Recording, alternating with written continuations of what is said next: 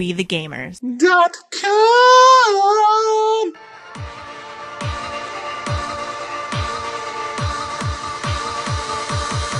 Awesome. Think of us as Yoda, only instead of being a little green man, we're awesome. Pretty impressed with the audio, because I'm an audio guy. I remember playing Atari, and I don't know if the game was like Hubert or something crazy like that, or...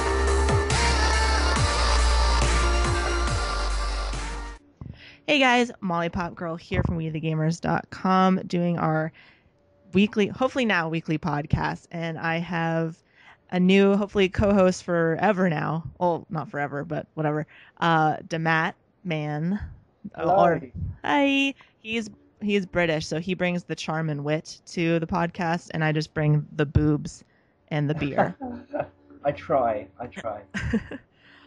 So basically, if you haven't listened to the podcast before, basically what we do is we give you the top 5 articles of the week, and then we give you a little bit of community news and site news and forum news, and then we just kind of bullshit things for your enjoyment. That's pretty much how it, right? Yeah, you can't get more organised than improv, and Exactly. we're pretty good at it.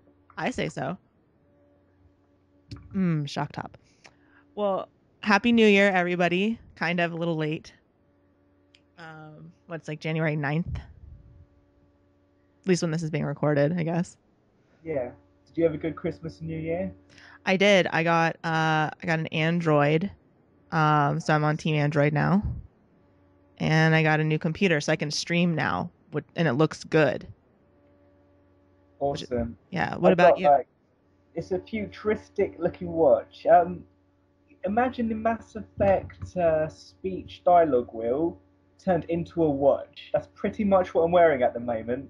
It's pretty unusual, but it looks glorious. And it doesn't matter if it functions well. It really all that matters is that it looks good. It's stylish, I suppose. You can't read the time, but it looks great. Yeah, it looks great. Who cares if it functions as a watch? It doesn't matter. Oh, classic. Well, let's get into some news, I guess. So these are the top 5 articles of the new year for us. Whoop, whoop. Woo. So the first one is pretty exciting for all of you Call of Duty fans. There's some Modern Warfare 3 DLC info. Apparently, it has been announced when the DLC will be released. Robert Bowling said it'll be released January 24th for Call of Duty Elite members, for the Premium Elite members, I mean. Not sure when everybody else will get it. I've been hearing that they're going to get it like 2 weeks afterwards, which seems like kind of a long time. Yeah, I don't really like this. I could understand before when they had, Xbox has exclusive rights, but now they've got the Elite exclusive extra as well, and it seems very segregated to be releasing DLC to a community.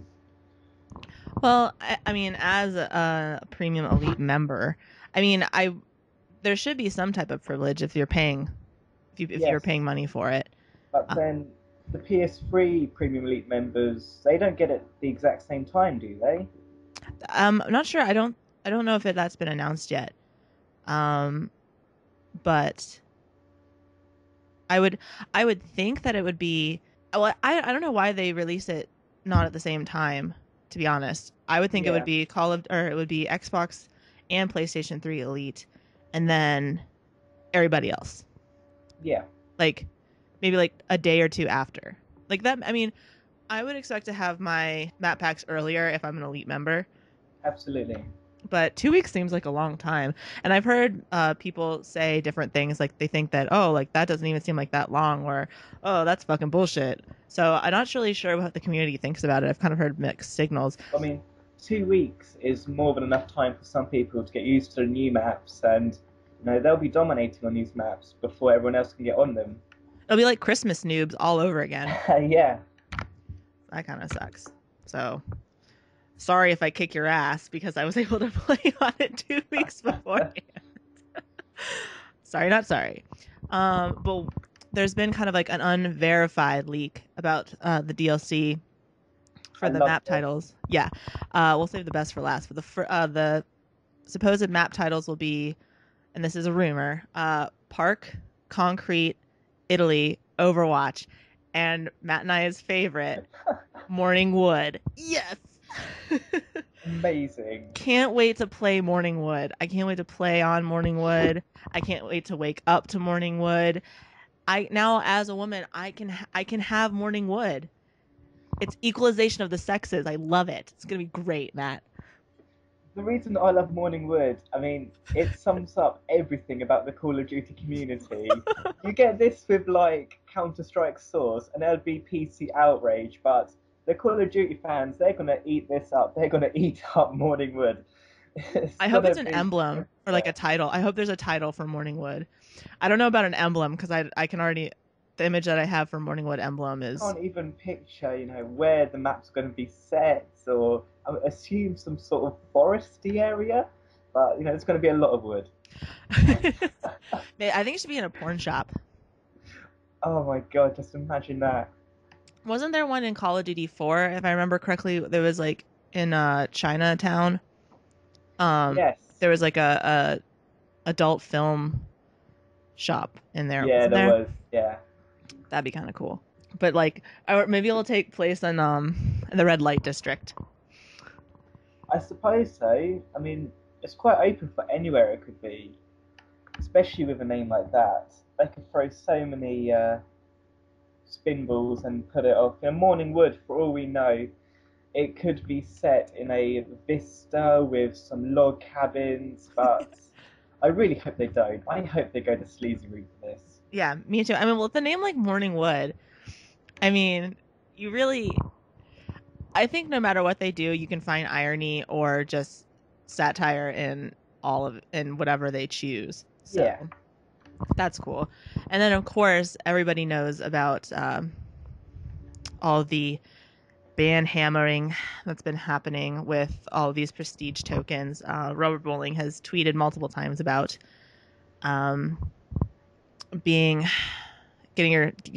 get your shit reset, and so don't do that, because 9 times out of 10 you're gonna get caught, because everybody's getting caught. Apparently somebody had like 49 days of double XP. If you're gonna do it, and I am absolutely, mark my words, I am not promoting this, but if you're gonna be dumb in a smart manner. Don't do 49 days of double XP and weapon XP, because he must be gutted. There's no way he can carry on playing that game. Yeah, no, he got reset for sure. But Must be crying. I mean, if I put in that much time and I got reset, I think I'll just convert to Battlefield. Yeah, well, I mean, like, I feel like, if before they announced it, you got away with it, cool. But after it's been talked about, and after the warning's been issued, to continue to do it, like, you don't have my sympathy. He's asking for it, really. Yeah, and I mean, and anybody who does it, I mean, you're warned. And now for the bajillion people that will listen to this podcast, you're warned now too. So, if you get caught, sorry, not sorry. Ugh, don't do it. Bad idea. And it goes for other glitches too, like any glitches, like map glitches and stuff like that, which I don't know. I play devil's advocate, but like, is there a difference between map glitches and prestige token glitches, or is it just a glitch is a glitch? It depends, because you get those glitches which are cool to explore. I remember all the way back in Call of Duty 4, there are these glitches where you can get out of the map, and I spend my time doing these with friends privately, just out of fun and interest and exploration. But now imagine trying to do the exact same thing here for fun and then being penalised for it. I feel as long as they don't overstep their boundary, as ban hammering as much as they can, then I'm completely for all this glitch stopping. Yeah, I think, well, that's the one thing that I was kind of thinking about was, our site, We the Gamers, was founded on glitching, not for the purpose of, you know, getting a step ahead on like multiplayer. I mean, we used to work with Treyarch, and we would find glitches in zombies, and then we would tell them about it, and then they would fix Yeah. it. And so that, I feel like that's cool, you know, like use the community. And it was always in private matches and, you know, whatever. So I guess be careful about, if you find a glitch, also be careful about what you post, because and if you're gonna post it, which is pretty ballsy and kind of sucks, just advertise that it's in a private match. And if you do it in multiplayer, then fuck you, because you probably killed me and I hate you. Yeah, don't glitch in multiplayer. It ruins it for everyone else, and you will be banhammered. Yeah, I've seen the hammer. It's huge. So yeah, I can't wait to get my morning wood. That's all I gotta say. So moving on, this is pretty cool for all of you Steam users. Apparently this year marked Steam's 7th straight year of growth, and by growth, 100% growth. They had 5 million users at once.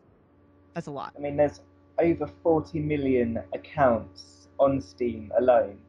I mean, that is a massive number. Yeah, and I think it's kind of helped to revive PC gaming in a way. Yeah, I mean, I feel PC gaming is put on the back burner so often when you always hear about all these multi-platform games. Everyone's talking about consoles, but there should still be such a love for PC gaming. For sure, and I think Steam really does that, and the article talks about it's because of their, you know, customer service. They kind of give the customers and the PC users kind of free range to download what they want, you know, and kind of do what you want.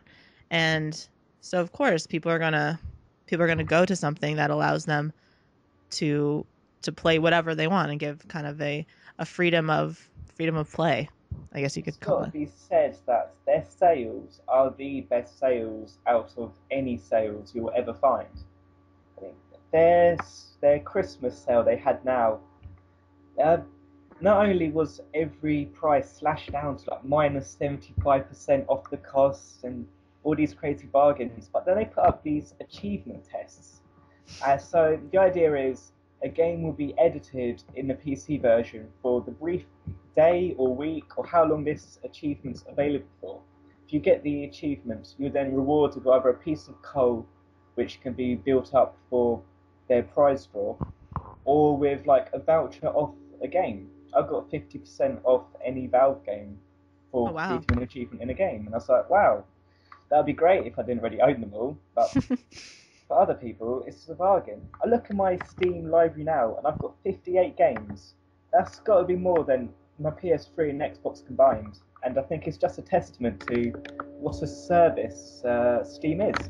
Yeah, for sure. I mean, I definitely don't have 58 games for my Xbox. I mean, personally, I'm not a huge PC gamer. Neither am I. Yeah, but I mean, at least I know that the option is there. If I were to, I mean, that's the route I would go if I wanted to start PC gaming. That in Minecraft. I mean, if my PC was half decent, I can barely run Left 4 Dead 2. But, you know, if I could, I would have such a catalogue of games on my PC. It'd be unbelievable. So keep up the good work, Valve, basically, is the moral of the story. They've got 1,800 titles so far, and it's just going to keep growing. So now's a good time to be a PC gamer. For sure. I mean, viva la PC gaming, I guess, is the moral of that story. But whoop, beer clink. I guess beer clink will will indicate when the next topic will start. So clink. There we go.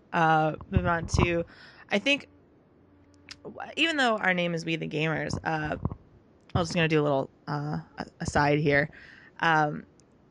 You know, we don't like to define ourselves as a gaming website per se, because, you know, there's more to life than gaming.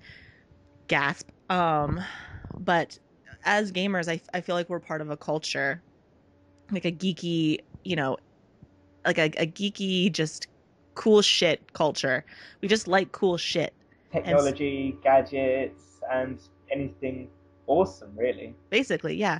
I mean, we just like cool stuff, and and I think that there, as a gamer, there's a sense of creativity, or whether you're not creative yourself, by playing video games, I think you have an eye for creativity.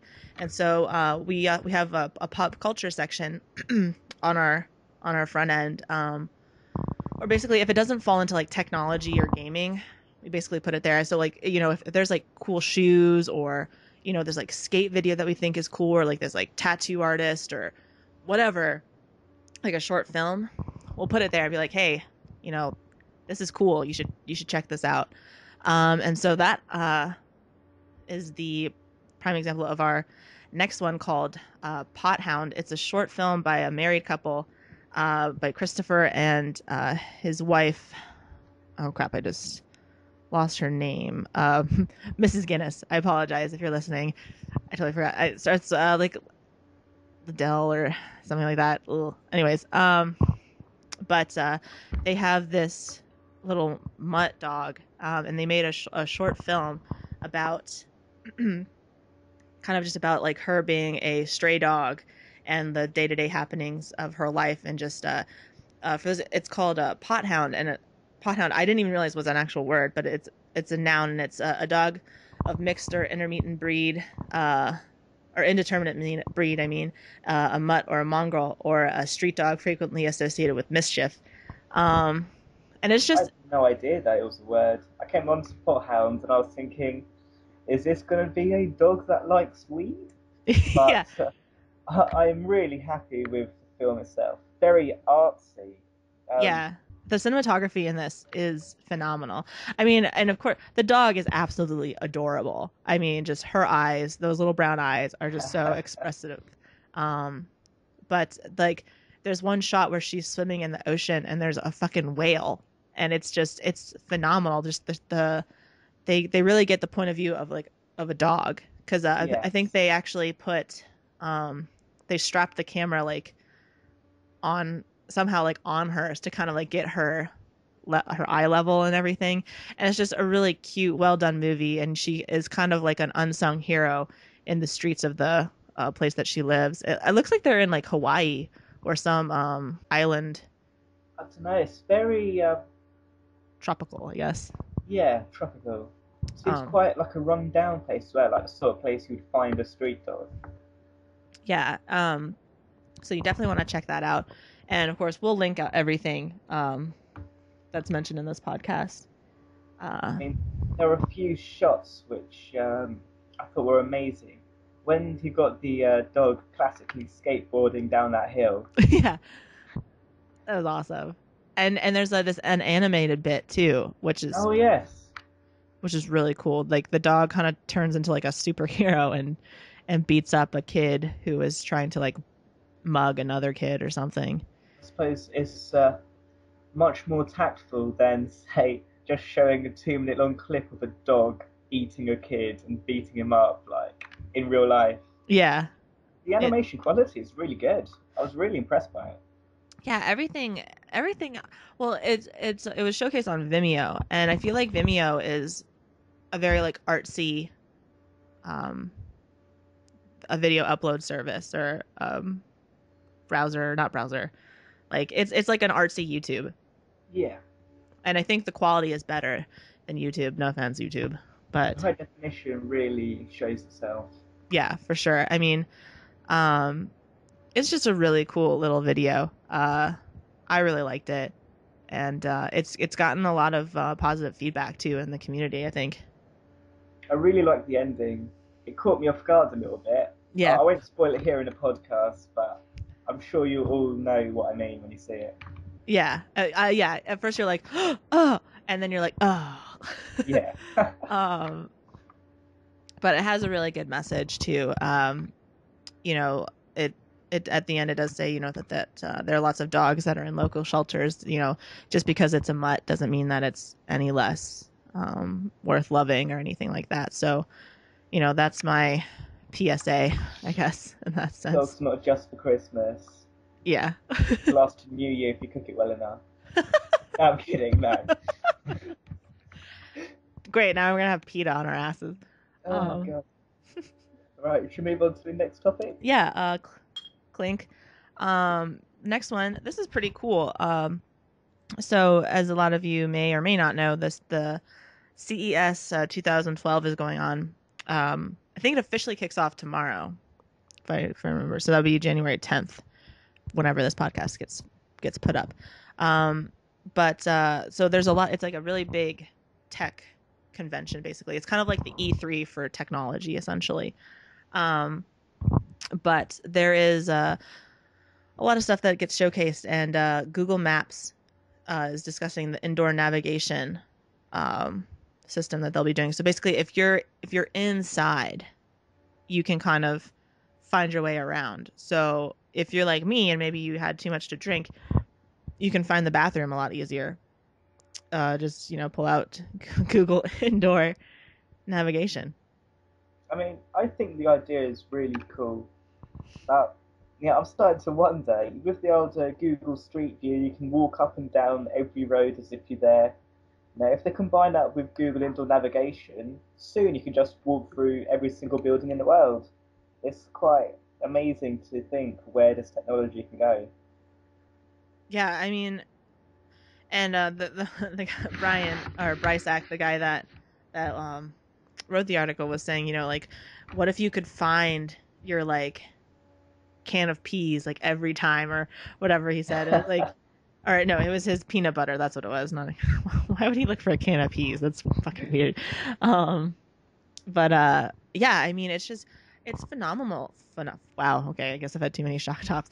It's phenomenal. The amount of just innovation that's coming out with technology. I mean, it's amazing, but at the same time, like I kind of thought this would have already existed. But I guess if you think about it, it's a lot harder to do than street maps and stuff, Yes. But I mean, yeah, like if you're in a hotel, or I mean, just like the possibilities of the need that you would have for this is endless. And I think Las Vegas is a very good example of where it could be applied practically. I mean, you think all of their grand hotels, and they're massive. You need maps to get through those places. Yeah, I've never been to Vegas, but I can only imagine that it would be after watching The Hangover. Yeah. Caesar's Palace or whatever they were at, which is not where Caesar actually stayed, just in case you were wondering. I mean, the thing looked freaking huge. I mean, the guy got left on the building, so clearly he could have used Google navigation. I'm just saying. And yeah, to all our listeners of this podcast, just make sure to check to the side. We've got a lot of CES coverage going up soon. Very true. Good point. Good. Keep your eyes peeled to that. Absolutely. All right, moving. Let's see if I can get a good clink. There you go, clink. Last bit of news. Kind of a cool recap for 2011. The underappreciated games of 2011. I mean, 2011 was full of games. Just I'm still hungover from all the games that came out in 2011. I still haven't bought half of them. There's just too many to keep up with. All great games too. Yeah. Huge titles came out, but this kind of focuses on ones that maybe slipped under the radar.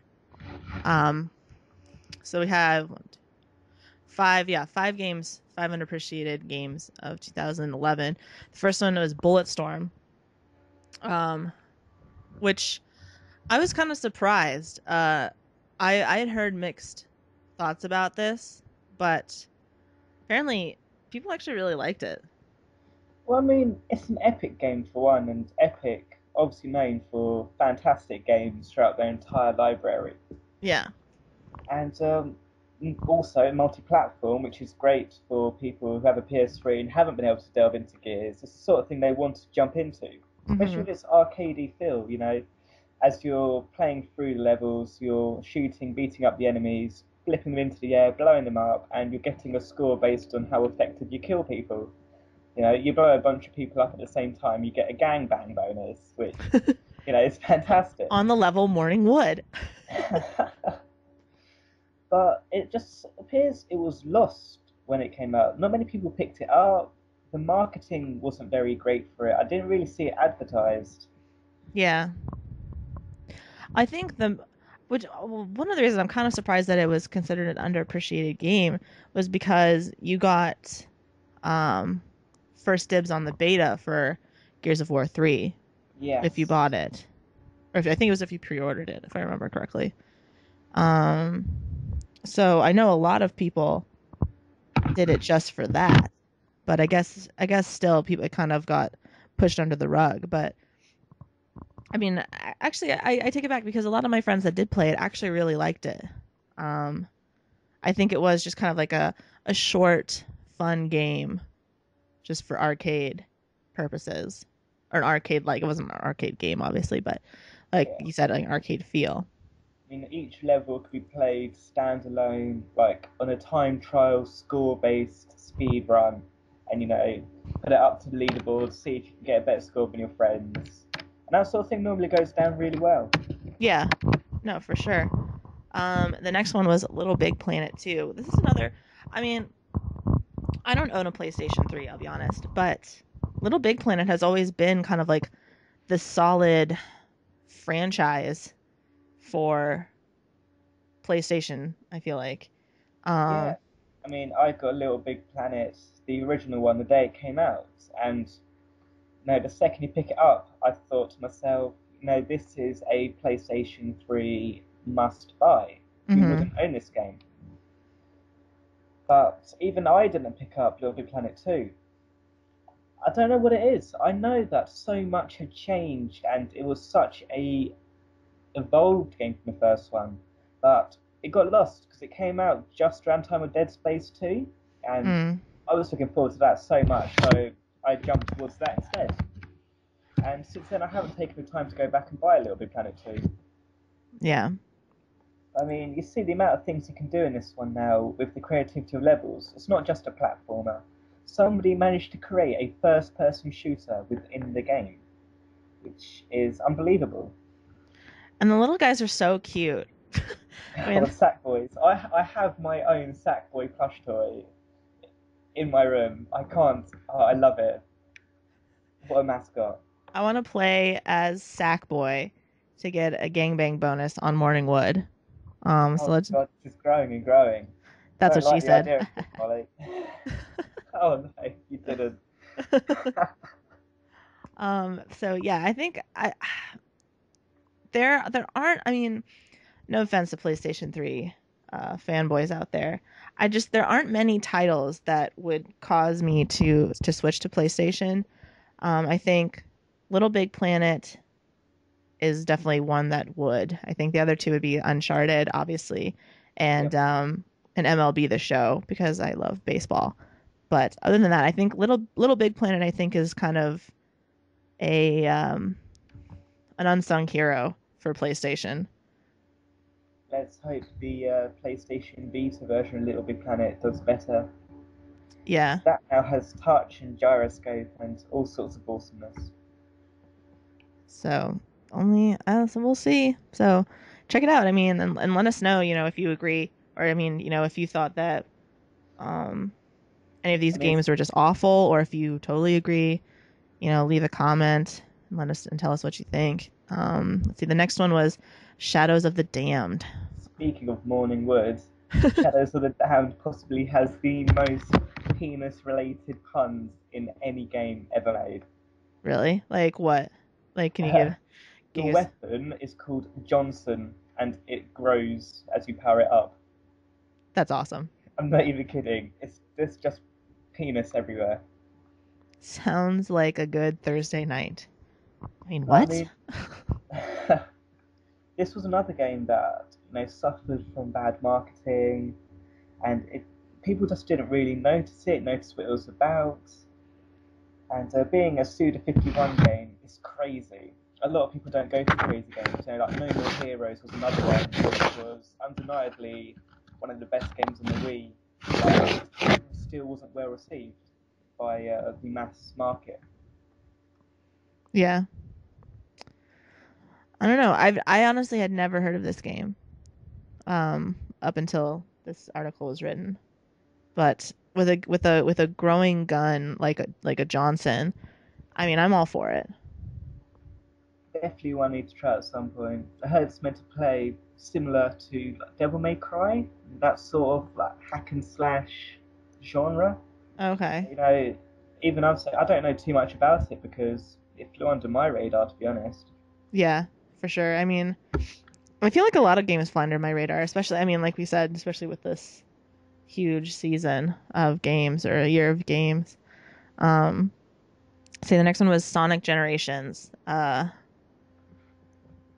mean, I think the last Sonic game I played was for like the Sega Genesis. My God. Well, we haven't had too many good Sonic games since then, really.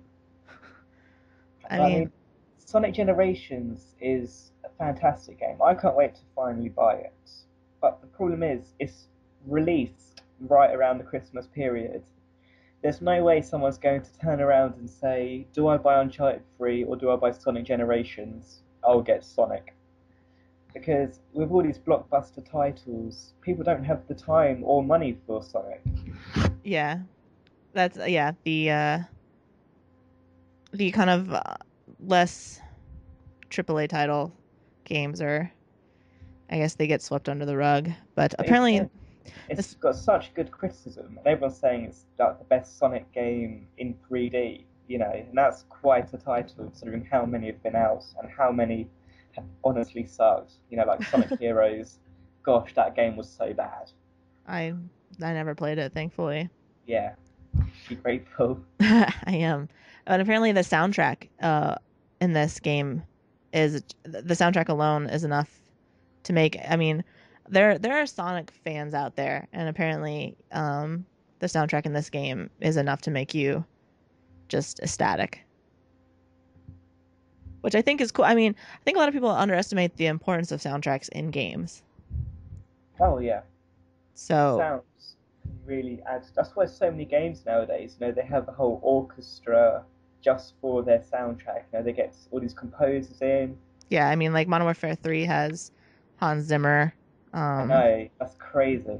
Yeah, I mean, it's insane. So, Right, saying that, we're looking at it the wrong way. Soundtrack should be equally as important as it is in films, and you know, why shouldn't we have Hans Zimmer doing a soundtrack for every game?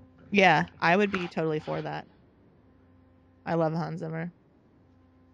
Um, so the last one was Rayman Origins, and I have heard through the grapevine that this is appropriate. That Rayman is actually that this game is actually really really good. Uh, Oh yeah, I mean, I've spent some time at Rayman. I haven't had much time to give it a go because of everything else, but it's so much fun. You know, cooperatively, 2D platforming, I just but even the level design doesn't do any justice compared to the artwork in this game. I don't think I've ever seen a game so pretty. really? It's all hand drawn and it's set in such a fantasy environment full of monsters and everything with crazy eyes. Lots of crazy eyes everywhere. Yeah, they said that it's one of the best 2D platformers to ever come out, Yeah, and easily agree with that. so I mean, if you've got some extra cash now that Christmas has come and gone, check out Bulletstorm, Little Big Planet 2, Shadows of the Dam, Sonic Generations, and Rayman Origins. Give those a go. Let us know what you think. If you agree, or if you're like, wow, you guys really didn't get anything right, then let us know. Tell us what Yeah. you think. I mean, 2011 was such a good year for games. I've got to ask, what do you think was the best game to come out this year?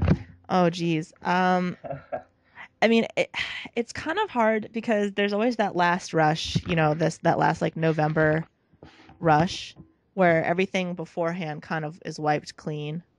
Yes. But That's so hard. That's such a rough question. I still haven't.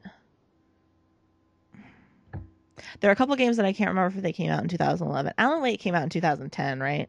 Yep, that was 2010. Okay. Well, so obviously that wasn't one. Right now, I guess I guess this is really tough. I mean, I'm a huge Assassin's Creed fangirl. And there are aspects of Revelations that I thought like could have been better, but it was just a really cool storyline. I've always really loved Assassin's Creed stories, so I thought that was really, really good. And I really enjoyed it as a standalone game, but no, it didn't really add too much to the series as a whole. And hopefully, when Assassin's Creed 3 comes out next year, as it's rumored to do so, that will really finish off the story of Desmond. yeah, it was a fantastic way to. I mean, I think I developed such a soft spot for Ezio in Assassin's Creed 2, and so I think my loyalty may have actually belonged to Ezio rather than Desmond, but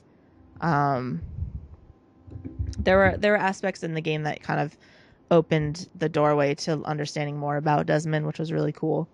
And especially the final scene. I'm not going to ruin this on the podcast, but what it was talking about those who came before, and this massive 5-minute long scene of just about their civilization and what happened. Oh yeah, I'll be honest. was I kind of cried a little bit. Like awful for them. Yeah, it was pretty insane.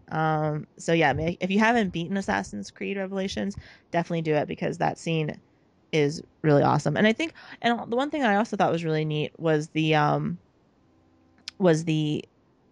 where you're kind of like in Tron mode with Desmond, and it turns into like a first person kind of like, it was just kind of a nice break from the from being like third person, role playing. Puzzle solving element to it. Yeah. It was just such a different direction. It's the sort of thing you expect from an indie game. So it was quite risky for, Ubisoft to put this into such a mass market game. But I think it paid off. I really enjoyed it. Yeah, I liked it too, and I still need to finish all of it. And it was cool because he one bit where he's talking about his time working as a barman. No, but It has the best bit of music in the game ever. For some reason, that one bit's not in the game soundtrack, but it is phenomenal. Yeah, I've always loved Assassin's Creed soundtrack too. I mean, it's bad. Like, I am such a fangirl of Assassin's Creed. I mean, they could have Assassin's Creed Zombies in Space, and I'd probably fucking buy it. Like, it's bad. But I think another one that really stuck out to me was the Gears of War 3 multiplayer, just the whole beast mode and the revamped horde mode. Yep. I really liked that a lot. But that was. Say, if I had to pick my favorite game of 2011, I want to give it to Portal 2. It came out so long ago, but that's why everyone's overlooking it. But then my beauty came out only a couple of months ago, Dark Souls. I have become obsessed with this game since it released. Really? Just the thrill of overcoming such a difficult challenge. As everyone knows, it's quite famous for how grueling it is to the player. You walk out onto a bridge, a dragon comes out of nowhere, flies over it, spewing fire, and instantly kills you. You then die, go back to your last checkpoint, you lose all your souls, which makes up your currency and your experience points to spend. And unless you get back to your corpse without dying again, you lose it out of the game permanently. It's so harsh to you, but that's what makes it so rewarding. Yeah.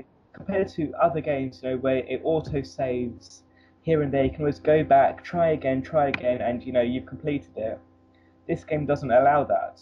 You can't choose when to save. It auto saves every 5 seconds. If you accidentally kill an NPC who sells you an item that you can't get from anywhere else, well then, you're stuffed. You live with your consequences. You can't go back. And I love it. I absolutely love it. I spent about 80 hours so far playing that game. Wow. Oh. It sounds good. I thought you were gonna say Skyrim. That See, I haven't got around to Skyrim yet. I don't have time.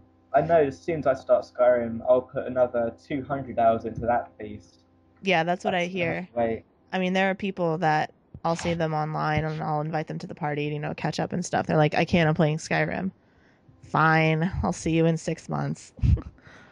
um, well, what about, now that it's 2012, what are some 2012 releases that you're excited about? We don't know like a whole bunch yet, but from what we've heard, what are Oh, some releases? well, Bioshock Infinite's coming out this. Yes, I wasn't even on my list, but I totally forgot about it. But yes, absolutely. All of the stuff from E3 that showed it was Yeah. amazing. It looks so good.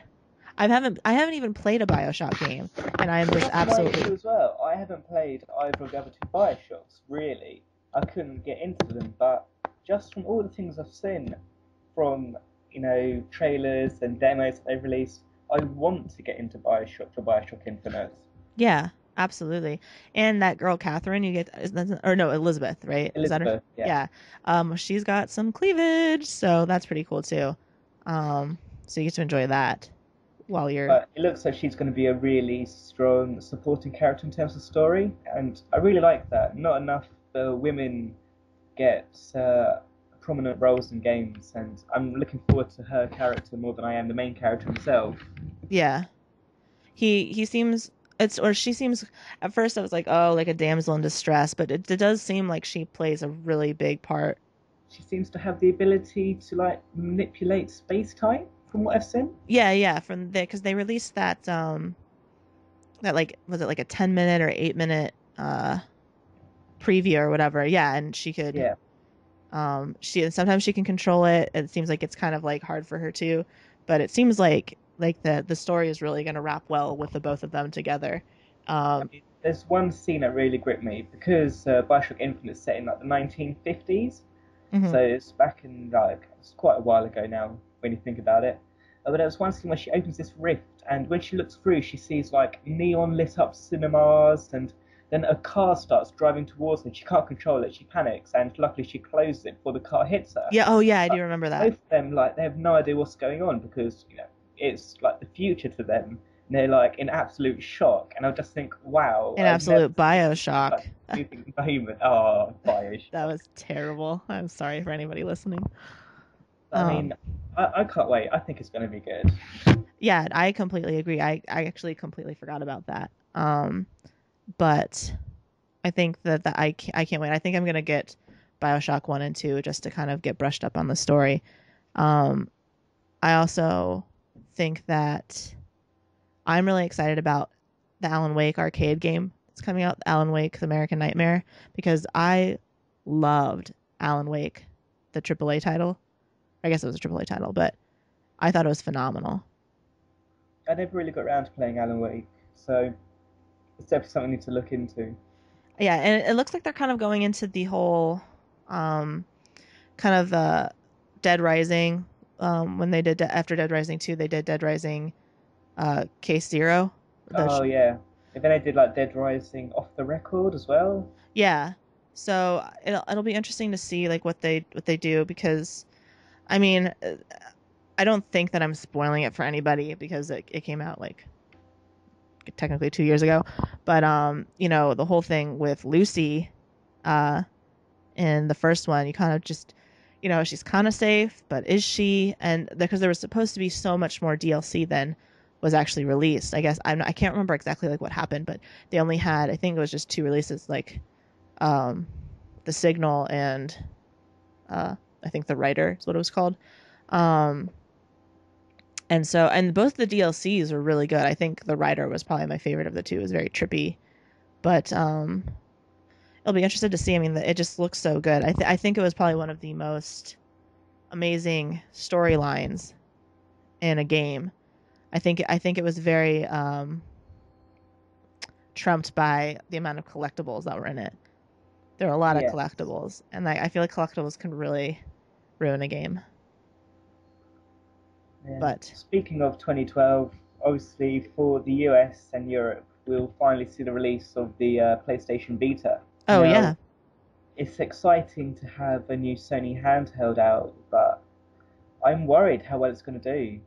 It hasn't sold amazingly well in Japan. It's suffering. The Nintendo 3DS had the same issue when it first came out. It didn't sell well, but now look at it, it's thriving. Yeah. But the Vita, it launches, and I believe it comes with 35 launch titles. Wow. That is an impressive launch. You know, it's got classic Uncharted. Then it's got some mini game things like Little Deviants, more for like the casual market. It looks quite varied. So I'm hoping that the Western market takes to it greater than the Japanese market. Yeah. I know that I'm going to be picking one up, if not straight away at launch, soon afterwards. For sure. Well, I know there's a little bit of backlash about the whole like one like user profile per memory card or something like that. Yes. And how that kind of might have hindered it a little bit. But at the end of the day, it's only a small amount of people who are going to want to have more than one user profile. Yeah, that's true. I mean, I'll be honest, I probably won't be picking it up. Because my handheld part of gaming is mostly Connect, or not Connect, is mostly Fruit Ninja and hanging with friends on my Android. That's the essence of my mobile gaming. But I mean, I think it's a brilliant sense of technology. I mean, it's gonna be. I love the idea of being on a train with a handheld, but the handheld has the power of a current generation console. Yeah, I mean that's gonna be pretty awesome. I mean, I think it lacks due to one, its size, and two, its inability to make phone calls. That's what makes Android and iPhone so big and popular at the moment. They do everything. Yeah, The Vita's missing some functions. I agree. Oh, I just thought there are two more titles that I'm kind of excited about. One of which I will never get to play.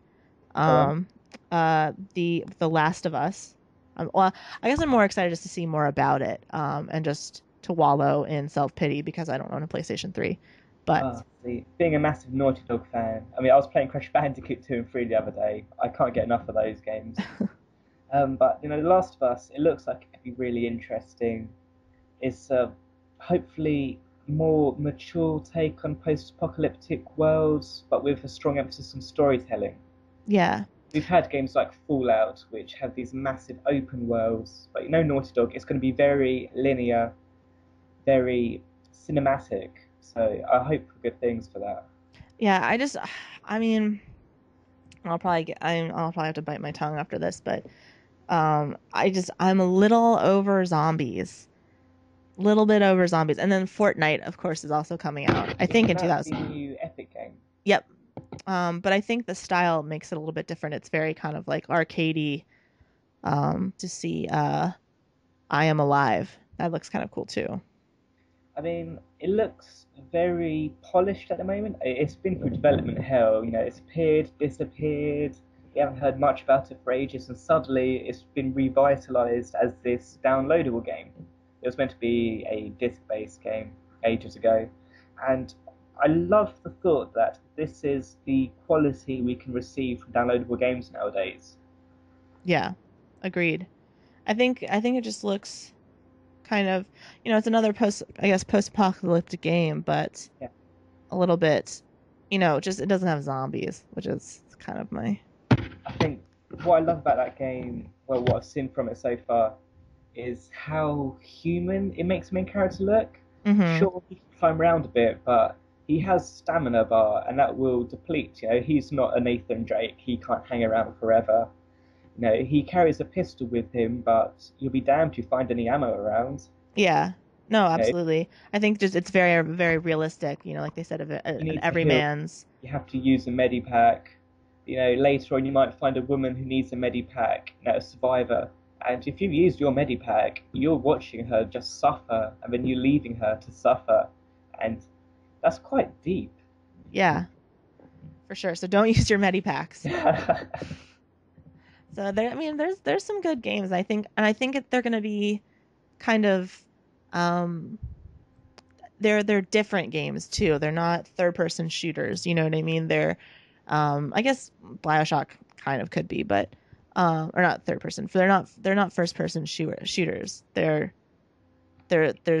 more story there, and I think that's personally that's what I like. I like story, and I like in-depth graphics and emotion in it. So I'm really excited about that. But speaking of new games, kind of a segue, I guess. I just stepped away from my beers, so I can't make the clink sound. Yeah, clink clink. But speaking of, I guess, on the subject of new, there's a lot of new stuff going on with our site that you may or may not be aware of. First of all, if you go to the front end, you'll see pretty much a brand new site if you haven't seen it already. Just completely redesigned. We worked really hard on it. Big shout out and props to Sogo for He's done a good job designing it. Yeah.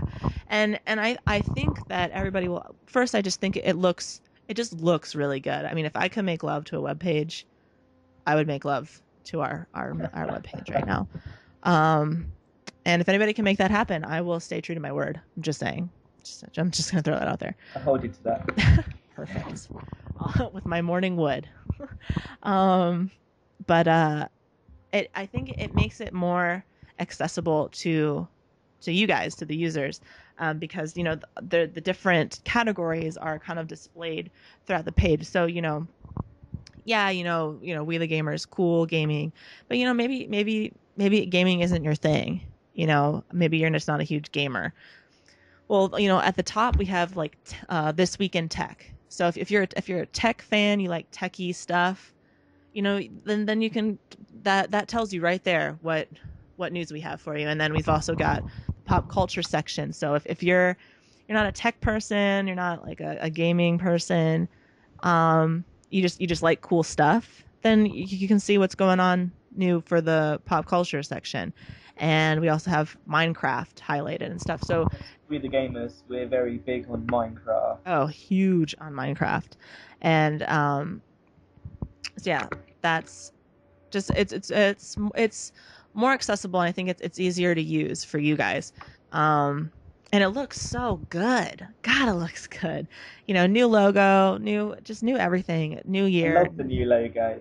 Yeah, very just really cool. And we still have like the weird background, just kind of like we just like to kind of make you guess, like, what's going on with WeTheGamerz. I don't even know, but it's awesome is what it is. That's always the answer. It's just awesome. But so yeah, check it out if you haven't already. I think it's a really great layout. It took a lot of work, so definitely head over there. Let us know how you like it. But speaking of Minecraft, our Minecraft server has really started to just blow up. Not like literally, of course, but creepers everywhere. Oh, scary. I think it's just, you can head over if you head over to our forums. If you go on the front page, you look up top, there's a link that says get whitelisted. So sign up on our forums. You can get whitelisted on our server. I mean, everybody seems to be joining. Our server just seems to be crazy. Huge. Yeah. And we have, we just made a separate world on the server called Pixel Zone. So you can make all this pixel art. And if you go on our forums, you can see people posting images of their pixel art. I mean, it looks really cool. Like Sogo did pixel art of the dude head. That's kind of just been the staple of WeTheGamerz. And you can see that. It looks really cool. I mean, it's phenomenal, the stuff you can do. I mean, people have done Assassin's Creed logos. I think I saw South Park, if I remember correctly. It's really awesome. So you get in there, you spawn in, and you just have to get a mod to let you start to create and everything. There's always a mod on there, so don't worry about that. But we want you to make, some pixel art for us as well. Just add to the expanding library. We have so much going on there. Yeah. I mean, and just the stuff that we create, I mean, you'll see pictures on our forums of just how huge it is. It's just phenomenal. But it's just massive. Sorry, it's like freezing in our apartment. My roommate just came in and told me that's just about the heat, because I'm pretty sure it was snowing in my apartment like 2 seconds ago. It's like a sauna in my room. Oh, well, I would love to Complete trade. opposite. I'm gonna die in a minute. God. Jeez Louise. But yeah, I mean, so just the server's really just growing and growing and growing. So, definitely stop by, check it out. Really cool people. Our site's just full. I mean, our site's just fucking awesome. Like, let's be honest here. Let's be real. It has a lot of cool people, cool shit. Just, it's cool. It's awesome. But another bit of news, we are hiring. Yay! If you look at the front end, you'll see on the top menu jobs button, and some amazing little pixel art there. I love those people. Again, Sogo is just he's a boss. Oh, I mean, he is our boss actually, but literally our boss. But you click on that, and we are currently. Let me see if I can remember this off the top of my head. We are currently hiring for a co-editor. Streamers for which if you go on our forums you'll see that there's a little streaming box or 2 streaming boxes. So basically if you love like playing games and you want to be kind of a member of the community, it's another way that we reach out to our community. So it's another way for us to connect with our community. So you can just go in there, stream your games, show off while you rank up. That's just it's cool. So we can get you set up with the info, and you can stream for us. You just have to apply. And so I'll list all the other applications again, but basically We're also looking for writers and forum moderator. Yes, and YouTube content contributors. So if you love making YouTube videos, we're always looking for more, just like a lot of unique stuff on our YouTube. So, if you're doing a walkthrough for something, an achievement guide, you found some cool Easter eggs, and you want a place to showcase it, you can showcase it on ours. And so, you click on each title has like a clickable link. You can click on it and then you can apply, and then we get back to you. We get back to you pretty quickly, I think. I have been, at least. Oh, and we're also looking for podcasters too, podcaster contributors. So if you either absolutely love listening to Matt and I jib jab, or you absolutely hate it and want to change it, then apply, and you can be a part of it, or you can ruin it. If you hate it, get out. Yeah. I love my jib jab. We just, we're looking for just people who are just fun, part of our community. I mean, that's the most important thing. Like we know such a great community here, and we're expanding our community all the time. And if you want to be one of those special members of the community, then apply, because you're the sort of person we want. Exactly. We're always looking for writers, and I think a lot of people don't realize this, but even if you don't like writing, or if you don't like games, that doesn't mean that you can't write for us. That whole pop culture aspect, like I mentioned earlier, that could be your forte. That's what I love to write about. Just if you find cool shit, write about it, dude, for sure. I mean, if you see some new kicks, some new shoes that you think are worth writing about, it just freaking write about it. Totally cool. I mean, basically, if you think somebody else in our community will be interested in it, then you can write about it. I mean, I wrote about a puppy. Come on. And everyone loved it. Everyone loves puppies. So we have a lot going on, and we would love for our community to be a part of it. And I think that's the one thing that kind of separates us from a lot of other websites. A lot of other sites, they don't let their members stream. It's just like the owner and blah, and like maybe one other person, but we let you be a part of it. And because without you guys, we're nothing, pretty much. Everything we do is for you. I mean, it's called WeTheGamerz for a reason.